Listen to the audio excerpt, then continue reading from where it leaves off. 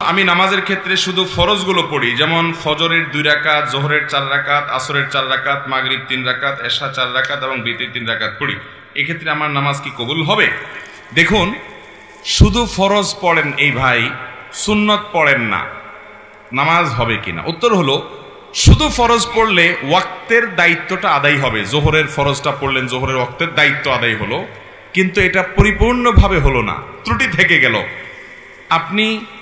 আপনি তরকারি খাইতে চাইলেন, তাহলে আপনার তরকারি খাইতে হলে সবজি লাগবে কাঁচা, পানি লাগবে, তেল লাগবে, পেঁয়াজ লাগবে, মরিচ লাগবে, লবণ লাগবে, ইত্যাদি ইত্যাদি লাগবে। এখন আপনি পানির মধ্যে কাঁচা সবজি সিদ্ধ করে রান্না করে নিয়ে আসলেন, লবণ, তেল, হলুদ কিছুই দিলেন না, তাহলে এটাকেও সবজি বলা যায়, কিন্তু এই সবজি কেউ খাবে না, আপনিও খাবেন না। ঠিক না বে ঠিক? 5 ওয়াক্ত ফরজ নামাজ এটা পূর্ণতা পাওয়ার জন্য এর আগে পরে যে সুন্নত নামাজগুলো আছে সেগুলো হলো এরকম।